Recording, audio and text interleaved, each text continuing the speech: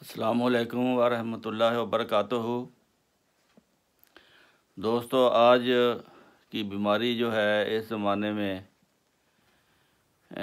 جس کا آج ذکر ہوگا وہ ہے امراض خبیثہ۔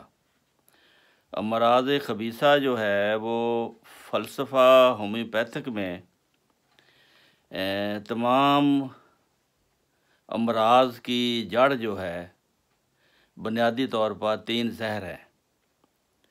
پہلا زہر سورہ ہے، دوسرا زہر عطشک ہے یا سفلس ہے، تیسرا زہر سائیکوسس ہے یعنی سوزاکی مادہ ہے۔ یہ تینوں زہر ابتدا میں جب سطح جسم پر ہوتے ہیں تو نسبتاً کم خطرناک ہوتے ہیں، لیکن غلط طریقہ ہائے علاج سے جب یہ زہر سطح جسم کے اندر دبا دیے جاتے ہیں تو یہ ظالم زہر جسم کے اندرونی نرم گداز اعضاء اور ساختوں کو اس طرح تباہ کرتا ہے کہ اگر ان کی کارروائی کی مکمل فلم تیار کر کے چنگیز خان یا ہلاکو خان کو دکھائی جائے تو وہ بھی اپنی نسلوں کو توبہ و استغفار کی وصیت کر جائیں۔ اب ہم دیکھتے ہیں کہ غیر ہومیوپیتھک مرض نگاروں نے عطشک کو مختلف نظریات سے لکھا ہے، اور یہ جاننا مشکل ہے کہ عطشک کی بحث کو کہاں سے شروع کیا جائے۔ عطشک کے سب سے پہلے کیس کو ڈھونڈ نکالنے کی کوشش نہ کی جائے، یہ آپ کی مدد کر سکتی ہے۔ آپ اپنے مریض کو شفا اس وقت مکمل طور پر دے سکیں گے جب مرض کا سبب معلوم کر لیں۔ قیاس آرائی سے کچھ حاصل نہیں ہوگا۔ یہ مرض پہلے شمالی امریکہ کے ایک انڈین قبیلے میں پیدا ہوا تھا اور پھر ساتھ ہی انقلاب فرانس نے اسے جنم دیا تھا۔ عہد قدیم سے یہ پشت ہا پشت سے یہ مرض چلا آتا ہے۔ اس کی نمایاں خامی جو عطشک کے مطالعہ میں نظر آتی ہے وہ یہ ہے کہ مرض کا علم جیسا کہ ہمیں کتابوں کے ذریعے پہنچا ہے ہمیشہ ایلوپیتھک علاج سے متاثر رہا ہے، اور لکھنے والوں نے عطشک کی ابتدا اس کا کورس اپنے خیال میں مکمل کر دیا ہے، لیکن ایسا نہیں ہے۔ ہم تو ان کیسوں کا مطالعہ کرنا چاہتے ہیں جنہیں کسی علاج نے ہاتھ نہ لگایا ہو، لیکن ایسے کیس بہت کم ملتے ہیں۔ ایلوپیتھی میں جیسے ہی عطشکی زہر باہر نکلتا ہے اسے جلا دیا جاتا ہے، پھر غدود متاثر ہوتے ہیں اور عطشکی داغ ظاہر ہو جاتے ہیں جسم پر، گلے میں زخم پیدا ہو جاتے ہیں، ان کے فوری داغ کر ان کا علاج کر دیا جاتا ہے۔ تو اس طرح یہ مرض جو ہے اکثر پاڑا لگنے سے شروع ہوتا ہے، ہڈیوں میں دردوں سے شروع ہوتا ہے، اور جو رات کے وقت زیادہ ہوتی ہیں۔ 15 روز کے بعد عطشکی زخم جو ہے وہ ظاہر ہوتا ہے۔ اس طرح سوزاکی عباریں بھی ظاہر ہوتی ہیں۔ چنانچہ یہ مرض کو نظام اعصاب پر یہ مرض حاوی ہو جاتا ہے، اعصاب کی طاقت جواب دینے لگتی ہے جب اس کا حملہ شروع ہوتا ہے۔ اکثر عطشکی زخم کے ساتھ بدیں بھی پیدا ہو جاتی ہیں اور ان کا آیوڈین کی مختلف مرہموں سے علاج کیا جاتا ہے اور ان کو اندر دبا دیا جاتا ہے۔ یہ حکیمانہ علاج نہیں ہے۔ ہانمن اعظم کہتے ہیں کہ جب جسم پر کوئی غبار نکلے اس کو دبا دیا جائے، یہ کوئی علاج نہیں ہے، اس کو باہر نکالا جائے۔ تو ہومیوپیتھی میں یہی اصول ہے کہ اندر کے مرض کو باہر نکالا جاتا ہے۔ اس کے بعد گلے میں زخم پیدا ہو جاتے ہیں اس کے سبب کے پیش نظر زخموں کو اپنی حد تک بڑھنے کی اجازت نہیں ملتی اور انہیں سخت دوائیاں دے کر دبا دیا جاتا ہے۔ پھر آخر کار جب بال گرنا شروع ہوتے ہیں تو ان کی جڑوں کو مضبوط کرنے کے لیے پھر لوشن وغیرہ لگاتے ہیں۔ لیکن اگر ہومیوپیتھی کا کورس کرنا ہے تو یہ اس سے بہت مختلف ہے۔ ایک مریض اگر عطشے کا مریض ہے، اس کو جلانے کی بجائے اس کے زہر کو باہر نکالے۔ وہ انسانی جسم جو ہے وہ زخموں یا پھوڑوں کی صورت میں باہر نکالتا ہے۔ تو ایسا طریقہ حوصلے کے ساتھ ہی برداشت ہوتا ہے، کیونکہ مریض چاہتا ہے کہ جلدی سے جلدی اس کا علاج ہو جائے۔ اس کا زخم بلا درد ہوتا ہے۔ آپ اس مریض کو بتا دیں کہ اگر زخم جلا دیا گیا تو حالت زیادہ خراب ہو جائے گی، لیکن ایسے مریض آپ کو بہت کم ملیں گے۔ چنانچہ ہومیوپیتھی مرض کے شروع سے ہی مرض کا طریق بدل کر رکھ دیتی ہے۔ عباریں جلد پر نکلنی شروع ہوتی ہیں۔ غالباً اس کو دوا بدلنے کی بعض دفعہ ضرورت پڑتی ہے، لیکن اس کا اگر آپ مکمل قانون کے مطابق علاج کرنا چاہیں تو آپ کو مریض کو بھی صبر کے ساتھ یہ علاج کروانا پڑے گا، کیونکہ یہ ایک چھوت کا مرض ہے، ایک دوسرے کو بھی لگ جاتا ہے، جھوٹا کھانے سے بھی لگ جاتا ہے یہ۔ تو جب بالوں کے گرنے کا درجہ بھی نگاہ میں رکھیں، بال کہاں سے گرنا شروع ہوتے ہیں اور اس کا کون کون سی ادویات اس کے لیے علامات کیا ہے۔ تو عطشے کی چھوت کے بارے میں بتا دوں، اور سوزاکی زہر کے لیے بھی ایک عجیب حقیقت یہ پائی جاتی ہے کہ جس شخص کو چھوت لگتی ہے وہ مرض کو اسی درجہ میں حاصل کرتا ہے جس درجہ میں اس کو چھوت لگی ہے۔ پہلے مریض کو جو درجہ تھا وہی درجہ فوراً اس مریض کو مل جائے گا جو چھوت میں گرفتار ہوا ہے۔ تو یہ ہے عطشے کی چھوٹی سی کہانی، اور بڑا یہ خطرناک اور ضدی مرض ہے، اتنی جلدی یہ جانے والا نہیں ہوتا۔ اگر واقعی مریض قابل علاج ہے تو اس کا مطلب یہ ہے کہ علامات مرض اس قدر گہری پھینک دی گئی ہیں، اسے صرف طبیعت کے خراب سے رہنے کا احساس ہوتا ہے۔ آخری درجات میں جب مریض ایلوپیتھک علاج کروا کے واپس آتا ہے ہومیوپیتھک کے پاس،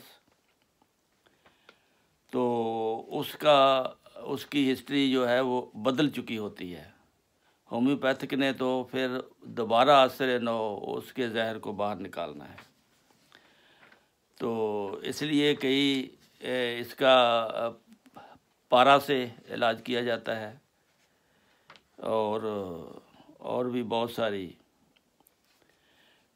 میں ایک یہ بھی ہومیوپیتھک علاج میں میرے پاس بھی کئی کیس آئے ہیں، تو اس کو واضح کرنا چاہتا ہوں کہ جلدی علامات کی بے شمار قسمیں اور گروپیں ہیں جو ادویات کو بار بار بدلنا پڑتا ہے اس کی علامات کے مطابق، پھر مریض کو کامیابی اور شفا ہوتی ہے۔ تو اب موٹی ادویات میں بتاتا ہوں۔ ہانمن اعظم کے بقول، اور ہے بھی حقیقت، مرگ سال اس کی فات زہر جو ہے عطشے کی سردار دوا ہے۔ اس دوا کی علامات بالکل عموماً عطشے کے دوسرے یا تیسرے درجہ میں ملتی ہیں۔ دیگر غیر ہومیوپیتھک طبوں میں مرکری یعنی پارا کو آتشک میں بڑی مقدار میں استعمال کراتے ہیں، لہذا پارا سے مرض دب جاتا ہے۔ مرض کو پارا کے اثر سے باہر نکالنے کے لیے بھی کچھ ادویات ہیں، ہیپر سلفر ہے، کالی آیوڈائڈ ہے، نائٹرک ایسڈ ہے۔ تو اگر نرم آتشکی زخم ہے، بدین ہے، گلے میں زخم ہے، رات کی آتشکی دردیں ہیں، دردیں جو ہوتی ہیں وہ رات کو اس کو بہت ہوتی ہیں سورج غروب ہونے کے بعد، مریض کی نیند کو حرام کر دیتی ہیں۔ ایسی علامات ہوں جو رات کو ہوں وہ مرگ سال کی علامت ہوتی ہیں۔ اس کے گلے میں زخم بھی ہوتا ہے، منہ میں زخم ہوتے ہیں، منہ سے بو آتی ہے، پانی جو ہے آتا ہے منہ سے، تھوک آتا ہے، پیاس لگتی ہے۔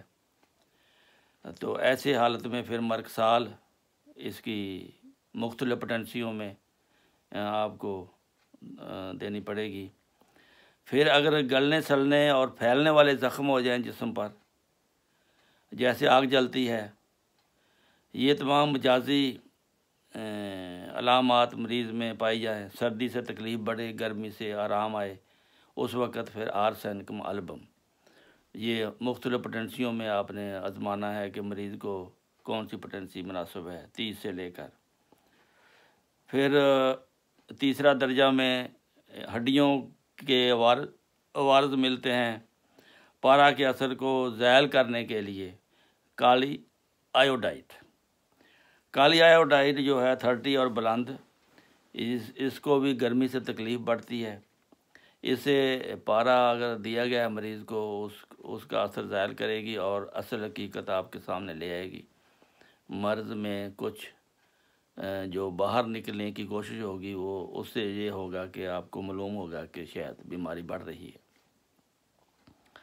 ہیپر سلفر یہ بھی پارا کے اثر کو بہت زائل کرتی ہے، اس کا سردی سے تکلیف بڑھنا ہے، جبکہ آرسینک کی طرح نمایاں ہے۔ آتشکی زخم نہایت پرحس ہوتے ہیں۔ اس کی یہ خاص علامت ہوتی ہے کہ زخموں پر مریض ہاتھ نہیں لگانے دیتا، بہت درد کرتا ہے، اس وقت ہیپر سلفر جو ہے وہ کام کرے گی۔ پھر نائٹرک ایسڈ دوائی ہے، یہ پارا اور آتشک کی زہر کو بہت مارنے میں مشہور ہے، ختم کرنے میں یا باہر نکالنے میں۔ اس کی نشانی یہ ہے کہ مریض کے پیشاب میں سے بہت بو آتی ہے، جیسے گھوڑے کے پیشاب کی بو نہیں ہوتی، اس طرح کی مریض کے پیشاب سے بو آتی ہے۔ اس کو آتشکی زہر ہوتا ہے اس کے اندر، وہ نائٹرک ایسڈ سے جائے گا اور اس کا کوئی علاج نہیں ہے خاص۔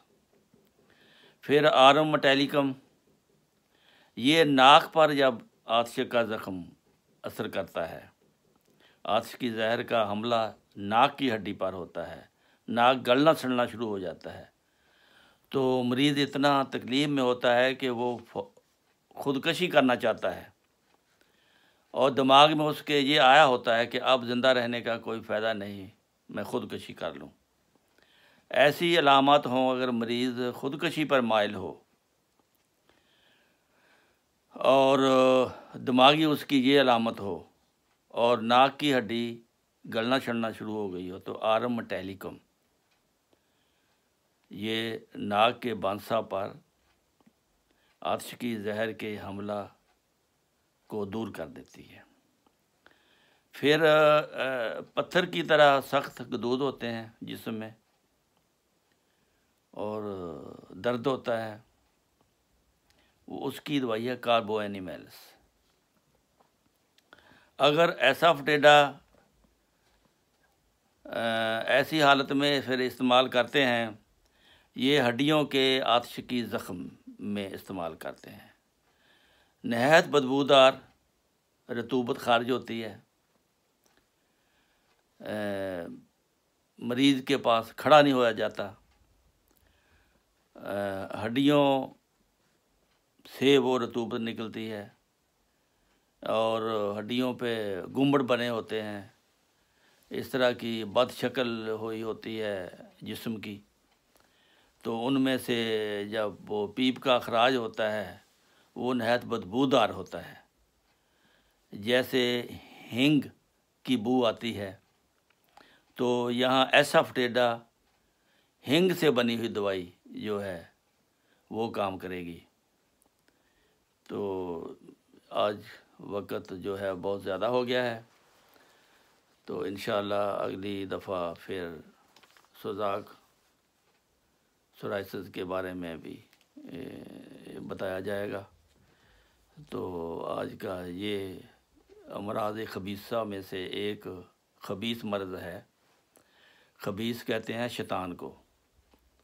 شیطان جو ہے انسان کو جب غالب آتا ہے انسان پر شیطان، تو پھر برے کام کرواتا ہے۔ یہ ان برے کاموں کے نتیجے میں آتش فشاں سوزاک یہ خبیث مرضیں پیدا ہوتی ہیں، جن کو اسلام نے منع کیا ہے، لیکن انسان جب منع نہیں ہوتا پھر سزا کے طور پر اللہ تعالیٰ نے ایسی پھر بیماریوں کو پیدا کر دیا ہے کہ جو اللہ کے حکم کو نہیں مانتا اس کو پھر اللہ تعالیٰ اس دنیا میں بھی سزا دیتا ہے اور آخرت میں بھی سزا دیتا ہے۔ اللہ تعالیٰ سب کو محفوظ رکھے اور سب کو امراض خبیثہ سے بچائے رکھے۔ السلام علیکم ورحمۃ اللہ وبرکاتہ۔